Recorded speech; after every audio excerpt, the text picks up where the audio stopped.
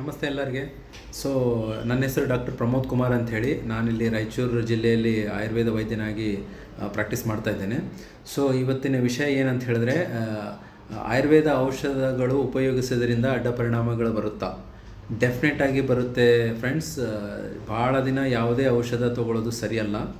ಆಮೇಲೆ ಇವತ್ತು ನಾಳೆ ನೀವು ನೋಡ್ತಿರ್ಬೋದು, ಜನ ಓವರ್ ದ ಕೌಂಟ್ರ್ ಔಷಧಗಳು ತೊಗೊಳ್ಳೋದು ಭಾಳ ಆಗಿದೆ. ತ್ರಿಫಲ ಚೂರ್ಣ ತೊಗೋತಾರೆ ಮೋಷನ್ಸ್ ಆಫ್ ಮಾಡ್ಕೊಳ್ಳಿಕ್ಕೆ, ಅಶ್ವಗಂಧ ಟ್ಯಾಬ್ಲೆಟ್ ತೊಗೋತಾರೆ ಸ್ಟ್ರೆಂತ್ ಬರಲಿಕ್ಕೆ, ಸೆಕ್ಷುವಲ್ ಪವರ್ ಹೆಚ್ಚು ಮಾಡ್ಕೊಳ್ಳಿಕ್ಕೆ ಅಂತ. ಆಮೇಲೆ ಅಲೋವೆರಾ ಜ್ಯೂಸ್ ಕುಡಿತಾರೆ ಕ್ಯಾಸ್ಟಬಲ್ ಕಡಿಮೆ ಮಾಡೋಣ, ಹೀಟ್ ಕಂಟ್ರೋಲ್ ಮಾಡೋಣ ಅಂತೆ. ನೆಲ್ಲಿಕಾಯಿ ಜ್ಯೂಸ್ ಕುಡಿತಾರೆ, ಹೇರ್ ಫಾಲ್, ಹೇರ್ಸಿಗೆ ಒಳ್ಳೆಯದು, ಸ್ಕಿನ್ನಿಗೆ ಒಳ್ಳೆಯದು ಅಂತ. ಬಟ್ ನೀವು ನೋಡ್ತಿರ್ಬೋದು, ಯಾವುದನ್ನು ಅದು ಅವರು ಭಾಳ ದಿನ ಕಂಟಿನ್ಯೂ ಮಾಡಲ್ಲ. ಯಾಕೆ ಅಂತ ಹೇಳಿದ್ರೆ, ಅದು ಮಾಡ್ತಾ ಮಾಡ್ತಾ ಮಾಡ್ತಾ ಮಾಡ್ತಾ ಪ್ರಾಬ್ಲಮ್ ಕಡಿಮೆ ಆಗೋ ಬದಲು ಹೆಚ್ಚಾಗ್ತಾ ಹೋಗುತ್ತೆ. ಯಾಕೆ ಇದಾಗುತ್ತೆ ಅಂತ ಹೇಳಿದ್ರೆ, ಇಲ್ಲಿ ಆಯುರ್ವೇದದಲ್ಲಿ ಟ್ರೀಟ್ಮೆಂಟ್ ಕೊಡೋಕ್ಕಿಂತ ಮುಂಚೆ ನಾವು ಯಾವಾಗಲೂ ನಿಧಾನ, ಆಮೇಲೆ ದೋಷ, ದೂಷ್ಯ, ಆಮೇಲೆ ಪಂಚಮಹಾಭೂತ ಗುಣಗಳು, ಯಾವ ದೋಷದಲ್ಲಿ ಯಾವ ಗುಣ ಹೆಚ್ಚಾಗಿದೆ, ಏನು ಟ್ರೀಟ್ಮೆಂಟ್ ಕೊಟ್ಟರೆ ಆ ಗುಣಗಳು ಕಡಿಮೆ ಆಗಿ ಸಮಾನ ಅವಸ್ಥೆಗೆ ಬಂದು ರೋಗ ಕಂಟ್ರೋಲ್ ಆಗುತ್ತೆ, ಇವೆಲ್ಲ ನೋಡ್ಕೋಬೇಕಾಗುತ್ತೆ. ಆಮೇಲೆ ನೀವು ನೋಡ್ತಿರ್ಬೋದು, ಯಾವುದೇ ಪೇಷಂಟ್ ಇರಲಿ, ಒಂದೇ ಒಂದು ರೋಗನ ತೊಗೊಂಡು ಬರಲ್ಲ. ಫಾರ್ ಎಕ್ಸಾಂಪಲ್, ಆಮ್ಲಪಿತ್ತ ರೋಗ ಇದೆ ಅಂತ ಹೇಳಿದ್ರೆ ಅವ್ರಿಗೆ ಬರೀ ಎದೆ ಉರಿ, ಹುಳಿ ಡೇಗು, ಆ್ಯಸಿಡಿಟಿ ಈ ಥರ ಒಂದೇ ಇರೋದಿಲ್ಲ. ಅವ್ರಿಗೆ ಜೊತೆಗೆ ಏನಿರುತ್ತೆ, ಮೂಲವ್ಯಾಧಿ ಇರುತ್ತೆ. ಆಮೇಲೆ ಜೊತೆಗೆ ಏನಿರುತ್ತೆ, ಹೇರ್ ಫಾಲ್ ಇರುತ್ತೆ. ಆಮೇಲೆ ಮತ್ತೇನು ಹೇಳ್ತಾರೆ, ನಾನು ನಿದ್ದೆ ಸರಿಯಾಗಿ ಬರಲ್ಲ ಅಂಥೇಳಿ. ಆಮೇಲೆ ಮತ್ತೆ ನನಗೆ ಸೊಂಟ ನೋವು ಅಂತಾರೆ.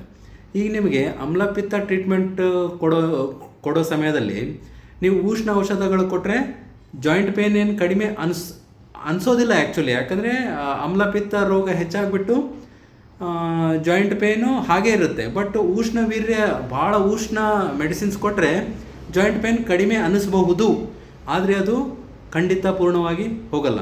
ಯಾಕೆ ಅಂತ ಹೇಳಿದ್ರೆ, ಇಲ್ಲಿ ಆ್ಯಸಿಡಿಟಿ ಹೆಚ್ಚಾಗ್ತಾ ಹೋಗುತ್ತೆ, ಹಾಗಾಗಿ ಅಜೀರ್ಣ ಹೆಚ್ಚಾಗ್ತಾ ಹೋಗುತ್ತೆ. ಜನ 4 ದಿನ ತೊಗೊಳ್ತಾರೆ, ಬಿಟ್ಬಿಡ್ತಾರೆ. ಹಾಗಾಗಿ ಯಾವಾಗಲೂ ಆಯುರ್ವೇದ ಔಷಧಗಳನ್ನು ನೀವು ವೈದ್ಯರ ಸಲಹೆ ಮೇರೆಗೆ ತೊಗೊಳ್ಬೇಕು. ಯಾಕಂತ ಹೇಳಿದ್ರೆ, ಬಾಡಿಗೆ ಉಷ್ಣ ಮಾಡಬೇಕು, ಕಫದ ಪ್ರಭಾವ ಹೆಚ್ಚು ಮಾಡಬೇಕು. ಈಗ ಫಾರ್ ಎಕ್ಸಾಂಪಲ್, ಒಂದು ಪೇಷಂಟಿಗೆ ನಾನು ಹೇಳಿದೆ, ಈಗ ಮೂಲವ್ಯಾಧಿ ಇದೆ, ಜೊತೆಗೆ ನಿದ್ದೆ ಕಡಿಮೆ ಇದೆ, ಜಾಯಿಂಟ್ ಪೇನ್ ಇದೆ. ಈಗ ಮೂಲವ್ಯಾಧಿ ರೋಗದಲ್ಲಿ ನಾವು ಕರ್ಷಣ ಚಿಕಿತ್ಸೆ, ಅದನ್ನು ಒಡೆಯೋದು, ಆ ಒಂದು ಮುಳ್ಳು ಬಂದಿರುತ್ತಲ್ಲ, ಅದನ್ನು ಸೈಜಸ್ ಕಡಿಮೆ ಮಾಡೋದು ಟ್ರೀಟ್ಮೆಂಟ್ ಕೊಡಬೇಕು. ಅಲ್ಲಿ ಸೈಜ್ ಕಡಿಮೆ ಮಾಡಿದ್ರೆ, ಕಫ ಕಡಿಮೆ ಆಯ್ತಂದರೆ ವಾತ ಹೆಚ್ಚಾಗುತ್ತೆ, ಡ್ರೈನೆಸ್ ಹೆಚ್ಚಾಗುತ್ತೆ. ಅದು ಹೆಚ್ಚಾಗೋದ್ರಿಂದ ಏನಾಗುತ್ತೆ, ಬಾಡಿ ಮತ್ತೆ ಹೀಟ್ ಆಗುತ್ತೆ, ಮತ್ತು ಅವ್ರಿಗೆ ನಿದ್ದೆ ಕಡಿಮೆ ಆಗಿಬಿಡುತ್ತೆ, ಜಾಯಿಂಟ್ ಪೇನ್ ಹೆಚ್ಚಾಗ್ಬಿಡುತ್ತೆ. ಸೊ ಈ ಥರ ಸೈಡ್ ಎಫೆಕ್ಟ್ ಖಂಡಿತ ಇರುತ್ತೆ. ಅದಕ್ಕೆ ಆಯುರ್ವೇದ ವೈದ್ಯರ ಸಲಹೆ ಪಡೆದುಕೊಂಡೇ ನೀವು ಔಷಧ ತೊಗೊಳ್ಬೇಕಂತೇಳಿ ನಾನು ಕೇಳ್ಕೊತೀನಿ. ಮುಂದೆ ನಿಮ್ಗೆ ಏನಾದರೂ ಈ ಥರ ಮೆಡಿಸಿನ್ ತೊಗೊಳ್ತಾ ಏನಾದರೂ ಸೈಡ್ ಎಫೆಕ್ಟ್ ಬರ್ತಾ ಇದೆ, ನನ್ನ ಸಲಹೆ ಬೇಕು ಅಂತ ಹೇಳಿದ್ರೆ ನೀವು ನನಗೆ ಮೆಸೇಜ್ ಮಾಡಿ, ನಾನು ನಿಮಗೆ ಅದು ನಾನು ಹೇಳ್ಕೊಡ್ತೇನೆ ಯಾವ ಥರ ಮಾಡಬೇಕಂತೆ. ಧನ್ಯವಾದ.